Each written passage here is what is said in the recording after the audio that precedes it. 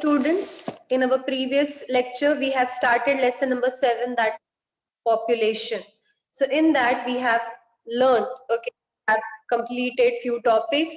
They are what? See, whenever we are studying any population of a region, we have to consider the three following aspects. They are what?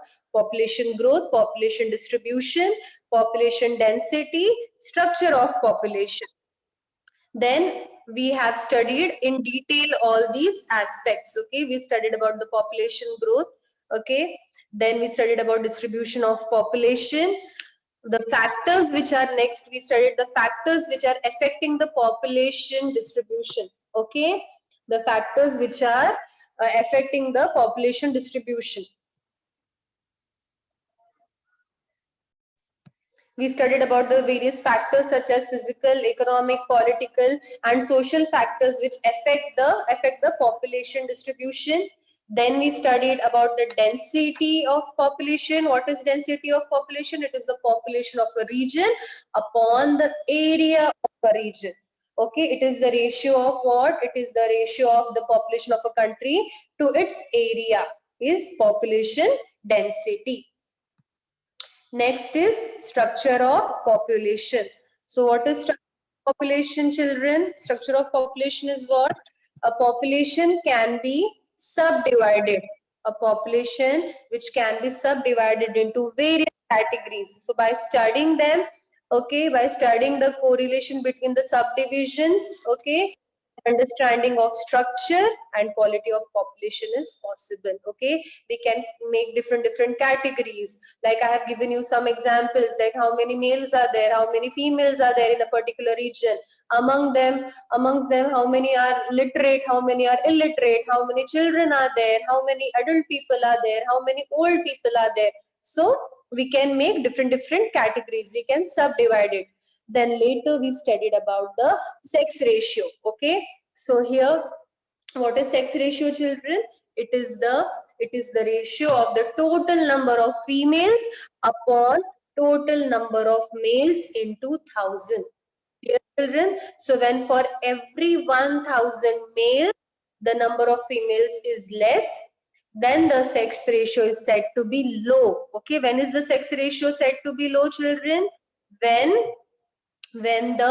for every 1,000 males the number of females is less, then we can say that the sex ratio of any region is low. And when for every 1,000 and for every 1,000 males the number of females is more, the sex ratio is said to be high of that particular region.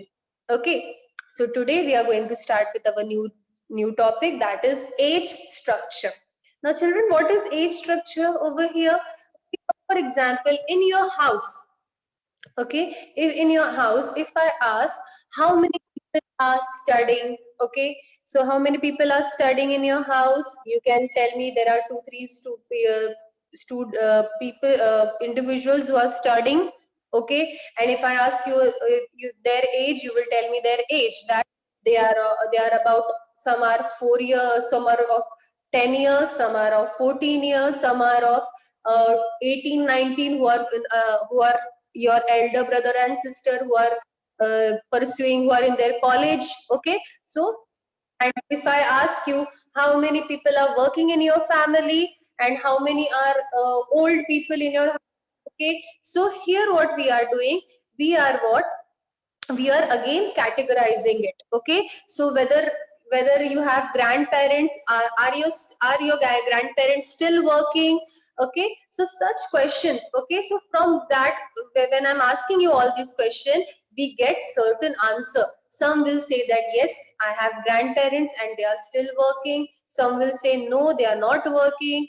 Some will say my mother and father both are working. Some will say my mother is only working, my father is not. If someone will say my father is working, mother is not. Okay, so here what is happening, again we are categorizing it, children. Then some are what, some are some children, there are very small children at my house. Some will say I have elder brothers and sisters. So what we are doing, again we are categorizing it. Okay, we are categorizing it. So what is structure we are going to study in detail. In a region when the population is subdivided as per the age groups, this is called as the age structure of the population. What is called as age structure of the population, children? When we are discussing about a particular region, okay, the population is subdivided as per the age groups. Okay, age groups means so and so people are belonging, they are of age 10, some are of age of 20, some belong to the age group of 30, some are in their 30s. So we are what, we are categorizing, we are subdivided the population as per their age. Now age is what in India, if we consider, children, the productive population is the population which is between the ages 15 and 55. Okay, productive population means they are what, they are engaged with certain work. Okay, clear? You must have seen, children, there are some students who are studying as well as they are working, or they are engaged with, they are what, some are uh, some students are what, they are taking certain courses so that they can in further life they can get job based on those education. Okay, then there are some who are working. Okay, your parents, if you consider their age, they fall in that category, right? They are between the age of, your parents must be between the age of 30 to 40, 45. Okay, in that age. So what they are, what they come into the productive population. Okay, and so this is in India. Basically, if we consider India, this is the age between 15 to 59 is considered as the productive population. Okay, now see, children, age structure is useful for the uh, projection of population and for understanding the dynamics, okay, of the age structure arrangement. Okay, so now here it also helps for understanding the proportion of active and dependent population. Now see, children, active population means what, who are working, clear, who are source of income. Okay, who are the source of the income for the family. So that those people who are working, okay, they are what, they are actually fulfilling the needs of their family members. Now if we consider the small children like you all, okay, you are what, you are not working, right? You are studying right now, or the small children, you all are dependent on your parents or the person who is actually who is working, right? So you are what, you come under the dependent population. And the people who are retired, the old age people, okay, they also come under the, means who are not working, right? They come under the dependent population. Clear? Means, right, understood, children, who are the active population and who are the dependent. Active means who are working, who are indulged in certain activities, or who are the source of income to their families, right? And the the dependent population is what, who are actually, who's like some small children or the people, okay, who cannot work. Now, the dependent population fall into subgroups, okay, into two subgroups. They are what, children? I will tell you. Now, see, the people below 15 years of age are totally dependent on the productive population. Yes or no? You all are completely dependent on the productive population. People above 60 years also fall into the dependent category, right, children? But what happens here is the different condition. Clear, children?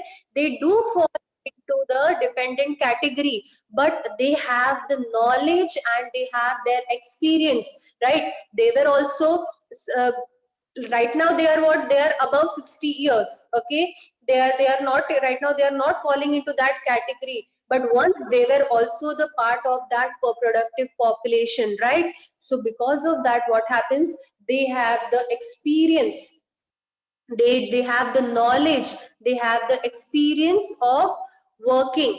Okay, and they actually what, they, but their knowledge and their experience, it makes them a valuable asset to the whole society, right? So see, you must have seen that sometimes your grandparents, okay, they guide you in a certain way, they put good values in you, right?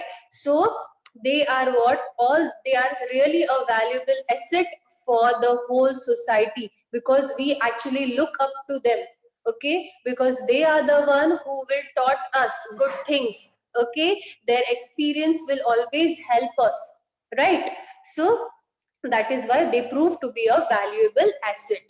Okay, now here you can see clearly, children, 0 to 4 years, 5 to 9 years, if this is a chart. Okay, 60 years and above.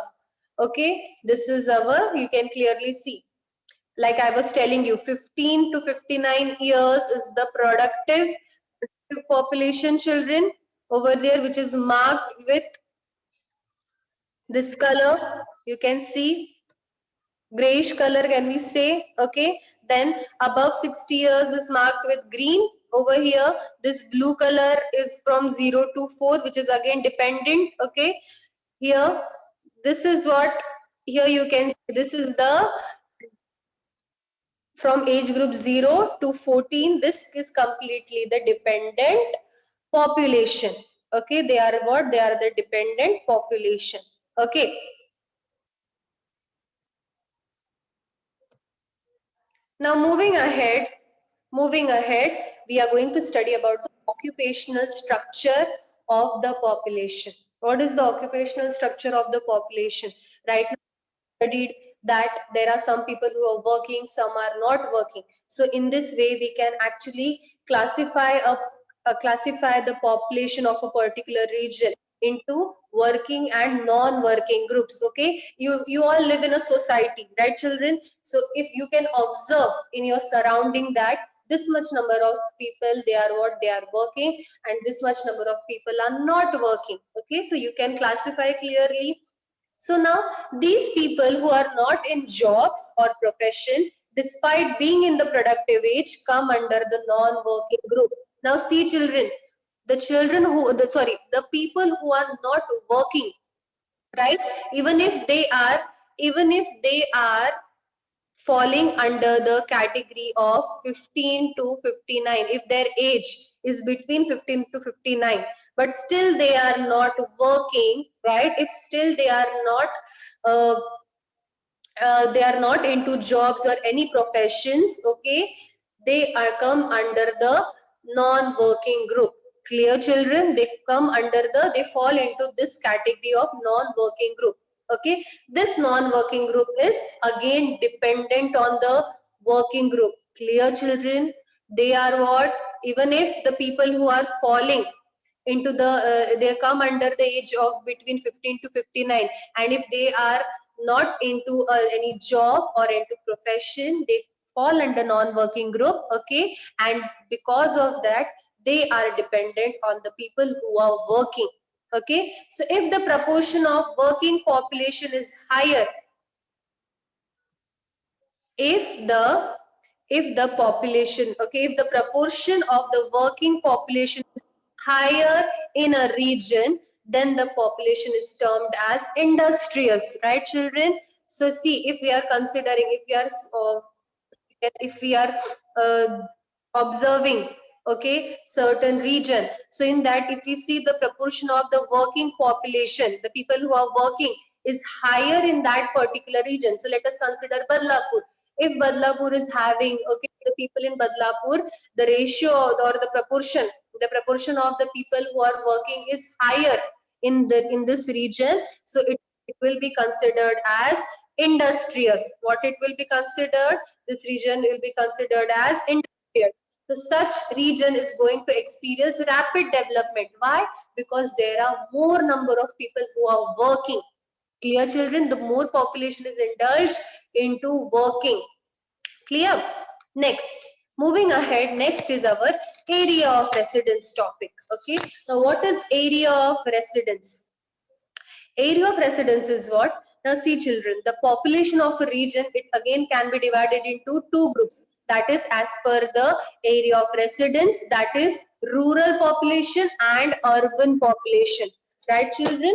Rural population and as well as urban. We can classify the population of a particular region. Okay, so people who are living in the rural areas are mainly employed. Okay, see, right now what we are saying, we are discussing about the rural area, okay, and the population which and the people who are living in people living in the rural areas, okay, they are actually employed. They are basically indulged into the primary occupations. Okay, the rural people are what? They are working or they are employed into the primary occupations. We have studied this in the previous chapters. Okay, we have studied in the previous chapter, children, that is the land use, right? We studied in that chapter how the people are working and all. Now, and in urban areas, whereas in urban areas people are what? The proportion of people working in the secondary and tertiary occupation is large. Okay, so people who are living in rural areas, they are dependent on, they are working or they are employed into the primary occupations, whereas the people who are in the urban areas, they are they are falling into the category of secondary and tertiary occupations. Okay, now, the population in the rural areas is involved into the production of food grains, right? Mostly agriculture is the prime occupation, okay? So they are what? They are indulged into the production of food grains, whereas the urban population is completely dependent on the rural population for the supply of these food grains. So when the rural population is going to supply us all these food grains, only then we are going to move ahead, okay, in our job. Clear, children?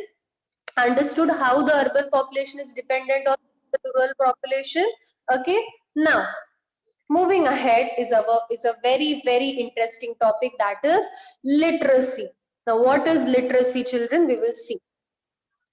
If we are considering, if we are discussing a society, some people are what? They are literate while some are illiterate. Okay, some are literate and some are what? Illiterate. So now children, see here, when we are discussing India, okay, when we are talking about India, a person who can read and write is considered as a literate. Okay, he is termed as what? He or she is termed as literate. So now even you people, you are able to read and write. So you all students are termed as literate. You all fall into the category of literate population. Okay, why? Because you are able to read and write. Okay, so this actually varies as this definition or this term of literacy varies as per the country. Okay, some people, some countries will have different definition of literacy for them. Okay, now this definition, like I told you, it can vary from one country to another. The percentage of literacy throws light on the quality of the population. So see children, why this line is very important. Why literacy, the percentage of literacy throws light on the quality of the population of a region. See children, if in India, if the people are able to read and write, so they are what? They are not dependent on anyone. Okay, for the documentation or for any other purpose, they are what? They are self dependent. Right now, see, you people are able to read and write. Okay, are you dependent on anyone to fill any form? No. Why? Because you can read it, you can write it. Okay, and it's not only about English. Okay, you are able to read Hindi, Marathi, you are able to read the languages. Okay, so here what is, you are what? You are literate. Okay, so you are not dependent on anyone. So when the people when the proportion of, when the percentage of the people in a country of the literacy percentage is higher, we can see that the quality of that population is okay. We can talk about the quality, that yes, people in our country, they are able, they are self dependent. Okay, they can do their work. Why? Because they are literate. Okay, people above the age of 7 can be classified into literates and illiterates. Okay, above the age of 7 can be classified. Okay, so see, 7, above 7, they are what? Then we can say that yes, these people who are above 7 age, okay, they fall into the category of literate and illiterate. So the people who are above the age 7, who are not able to read and write, in case of India, okay, who are not able to read and write, they fall into the group of illiterate people, okay, they fall into the in that category. Whereas the people of the age above 7 who are able to read and write, they fall into the category of literate people, okay. Literacy is actually an indicator of social and economic development of a society, right, children? Now see, now you are pursuing education, you are able to read and write, okay, you in through your textbooks and all, you are gaining knowledge. So now as a citizen, when you will grow up, okay, when you will be 18 or 19 or 20, above 20, when you will be above 20 years of age, you will be able to take decisions of your own. Even now also you are able to take decision of your own, you are able to differentiate between what is good and what is bad for me, right? Because you're getting knowledge, okay, through your textbooks and all, okay. So see, social factors, what I development of a society, when will be the society socially developed? When they will actually respect each other, when they will understand the situation of each and other, okay, right? We studied about, we have seen about the social factors, that is race, religion, language, customs and traditions, right? Here, when we are actually, when we are not differentiating, when we are not judging people on the base of, on the base of their race, on the base of their caste, religion, okay, only then we will be, when then only then we are going to be said as what, as a evolved persons, okay, when we are not bifurcating, when we are not, हम लोग बोलते हैं ना, भेदभाव नहीं करते एक दूसरे में, okay, only then we will be, we will be said as a our, as said as a developed society, okay. Yes, children. And see, since our lower classes, you must have studied in your history subjects and all, in EVS1 and all, okay, there you have, you must have studied the different santa, they have given, they have taught people through their abhangas and all, how they should behave. You have studied all this, you have taken education, so based on that, you can, you know that we should not, we should not differentiate between people, we should not the untouchabilities, all sorts of the social taboos which are in our country, okay, you will, because of your knowledge and your intellectual, you will be able to take a good stand in a society, okay. Earlier it was what, women were not allowed to take education, women were not allowed to uh, do jobs and all, but now as people are getting literate, they are able to, there we can see that our society is evolving, they are standing strong, right? So it is why, it is because of the knowledge, it is because of the education which we are taking, okay. So now, and again, economic, once your economic development of a society is what, children? When you are, when you are literate, okay, you are able to take job, okay, you are able to work, okay. So because of that, our country, our country will develop economically, our country will develop. If the percentage of literacy is higher, then the country is developed socially and economically, right, children? If the percentage of the literacy is, like I have explained you earlier only, if the percentage of the literacy is higher in the country, then that country is socially and economically developed. So if we want our country to develop socially and economically, our literacy rate should be higher and higher, okay. Literacy leads to the development of a cultured and progressive society, okay. Right now you must have heard that India is, right now it is a progressive society, it is a progressive nation, okay. Why? Because we are observing changes. Now there are no more child marriages. Now girls are actually working, they are taking education, they are standing equally to boys.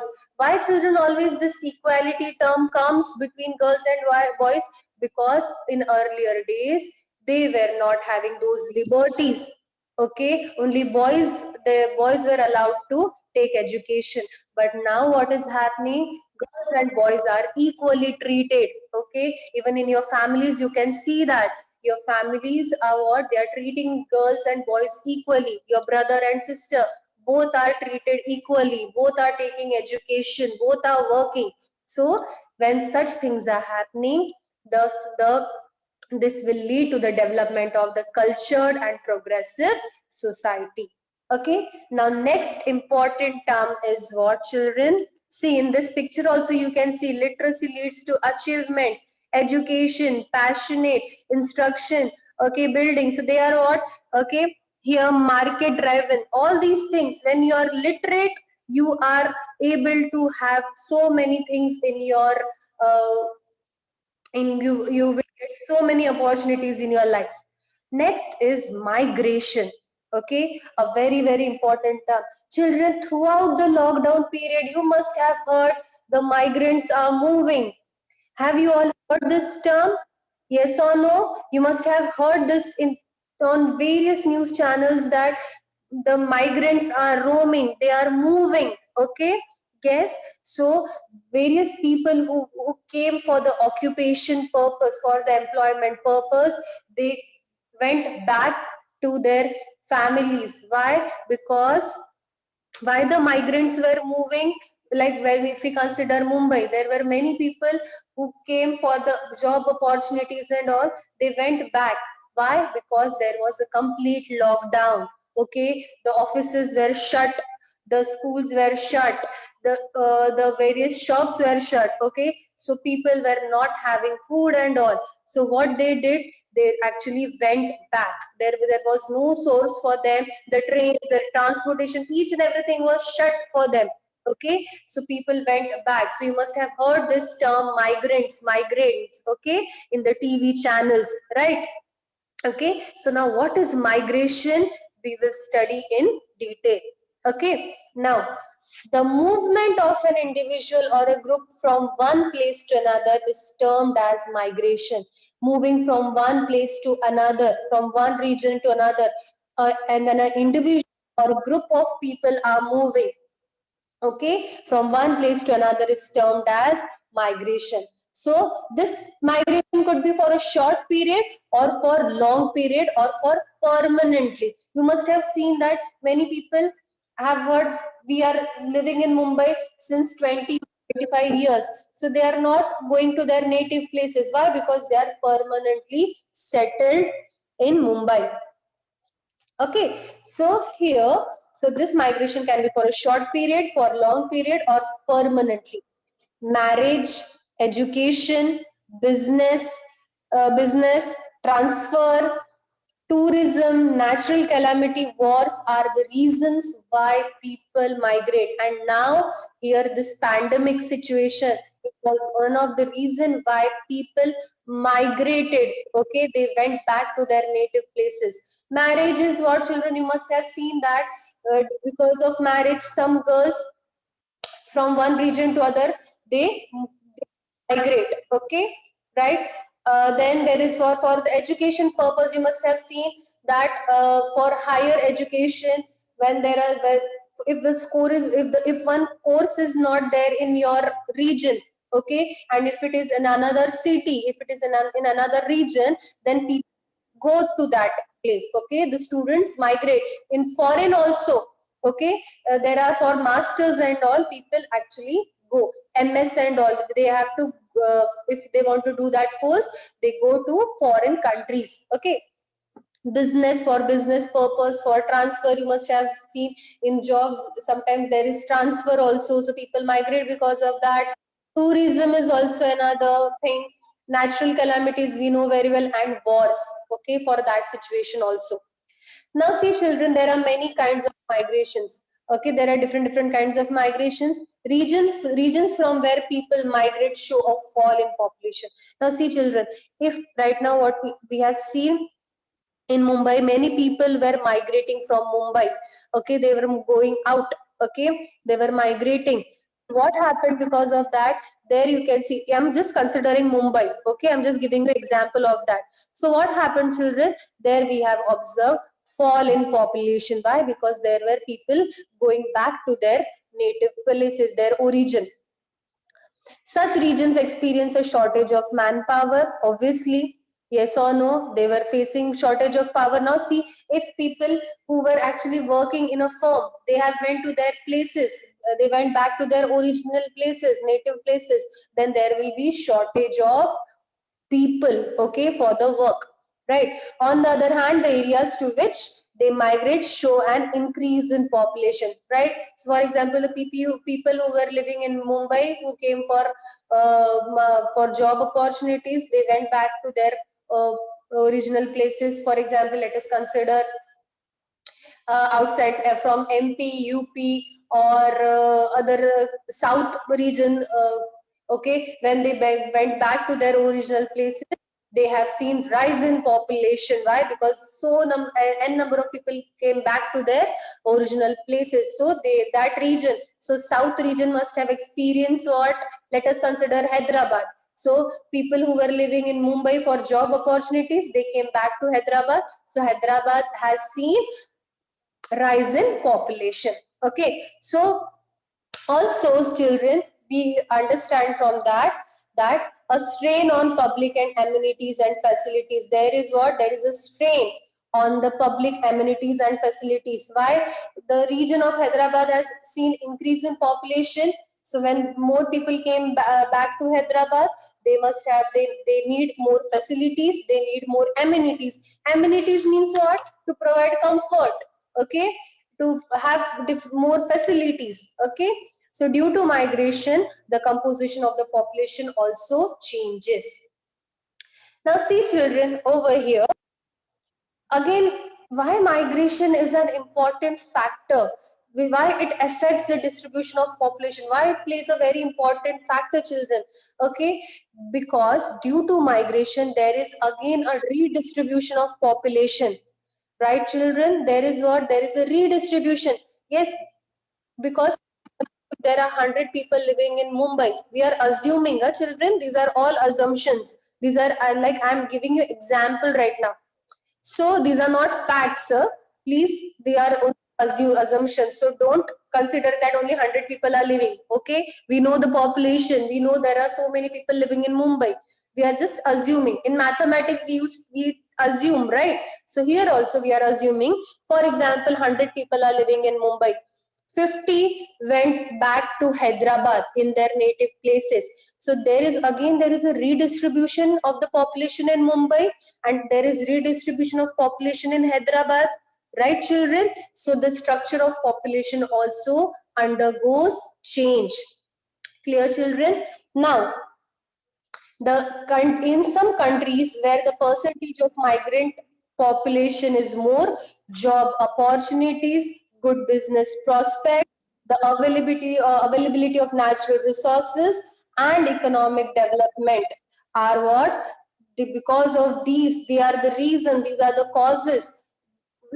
Job opportunities, good business prospects, availability of natural resources and economic development, they are the causes, and because of that, there we can see the percentage of migrant population is more in such regions.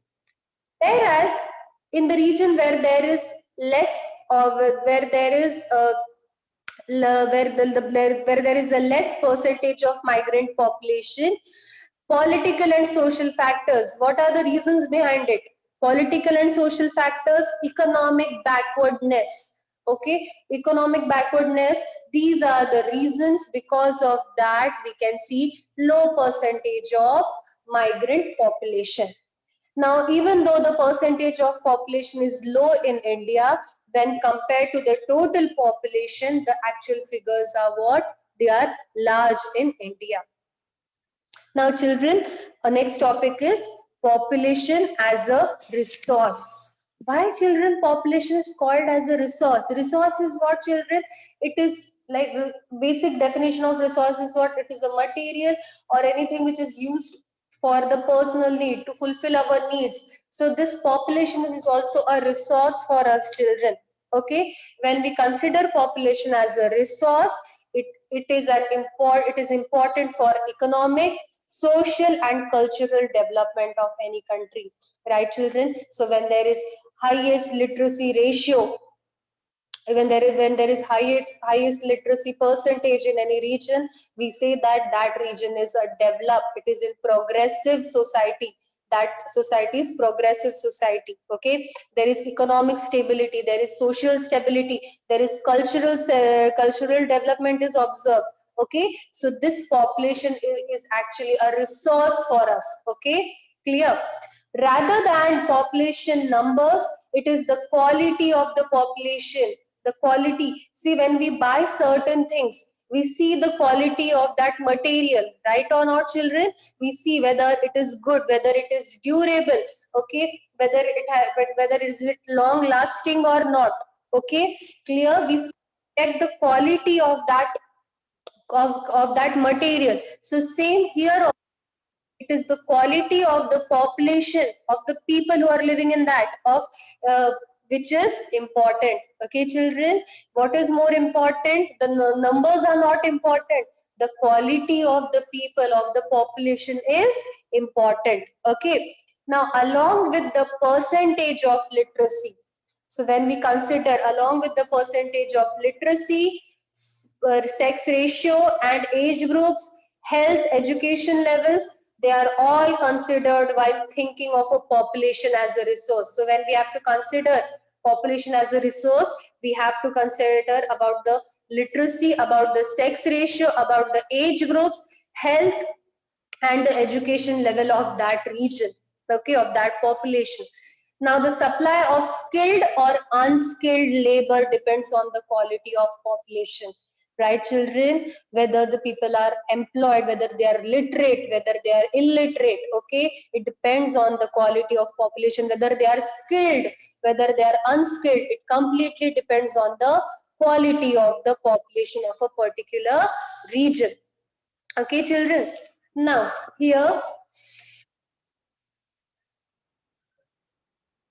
now see children, here we have to consider about the overall development. When we say, when we use this word development, what is the, what is development actually? Okay, what is actually development? Complete development. Okay, growth does not mean development. Then how we actually how we measure the development of a population of any region? Okay, for example, if we consider that if there are no houses for the increasing population, no adequate drinking water, then of what is used in this growth? Okay, what we can say, is only growth considered as the development of a region? No. When the population is increasing of a particular region, we need n number of facilities for that region. Okay, so what will be the overall development of a region? Okay, what are these factors? For many decades, only a country's gross national product was used for measuring development. Clear children? If we have to measure the development of a region, gross national product is used. It was assumed that greater the economic prosperity, the more the development of country. So only earlier what it was discussed children, or what it was considered, the economic prosperity of a nation was considered as the development of a region, of the nation. Clear children? But is only economic factor responsible for the development of the region? No. This does not mean that the people are actually happy. Okay, if they are what? If they are, if the nation is economically developed, we cannot say that internally people are happy. Okay, that clearly does not mean the people are happy with the quality of life in that country. Clear children? So in reality, what is development? Development is actually related to the quality of life, the opportunities available, and the freedom in that region, freedom of living, freedom of speech, freedom of expressing your thoughts. Clear children? That completely comes under freedom. Okay, so for example, if in a country where people are not allowed to speak, are they free? Are they free? No, they are not free. Is there any freedom of speech? No.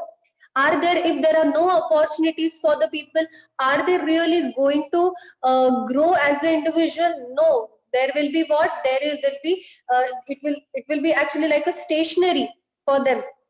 Then quality of life. Now nowadays you must have heard, children, why people are facing so many why people are even if they are earning a lot in their life, but their personal life, it is not good. Okay, their minds are not stable, they are facing depression and all. Okay, so for, if we consider the development of a country, we have to keep in mind that the population, there should be a development, the development should be related to the quality of life, the people how they are living. Okay, are they really happy in their personal space? Are they able to, are they getting the freedom? Are they having the opportunities? Like earlier, what used to happen, children, women were not having freedom, they were not having freedom of speech, they were not getting good quality of life, they were not able to take education. Clear, children? So there were what? There were so many restrictions. So was really our country developed earlier? Was it developing? No. But now we can say that as even the women are having that freedom of speech, as they are having all the opportunities, our country is slowly, it is progressing. Clear, children? It is slowly, it is progressing. Now, in the decade,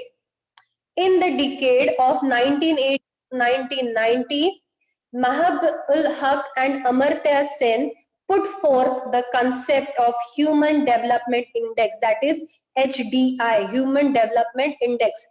United National Development Program, UNDP, publishes a list of countries which are based on the HDI scores every year. Now, what is this Human Development Index, children? We are going to study. Okay, what is that? We will study in detail now, children. The Human Development Index, it actually holds an important place in the study of the human conditions which are related to the international economic development. Clear, children? It is completely related it is the study of human conditions which is related to the international economic development. Here you can see it is related to a decent standard of living, knowledge, means of years of schooling, expected years of schooling, long and healthy life. Only then that all these are the parameters of Human Development Index. Okay. Today, it is commonly accepted that only economic prosperity does not mean development. Nowadays, we cannot say that only economic prosperity is the development of a nation. Okay, this is just not the expectation of individual. Only, do we want only money in our life? No, we want happiness, we want people around us, we want good health of our family members. All this will lead to the development. Okay, children? So, this is not just the expectation of the individuals, but also of a region or of a country. The Human Development Index is used as a yardstick to measure regional development. So, while computing this index, children, three main parameters have been considered. What are they? Economic parameters, which is the standard of living of the, that is a decent standard of living of people, children. Next is what? Health parameter, that is long and healthy life. And third one is education parameter, the literacy, right? Number of years of schooling, education index. These are the parameters which have been considered.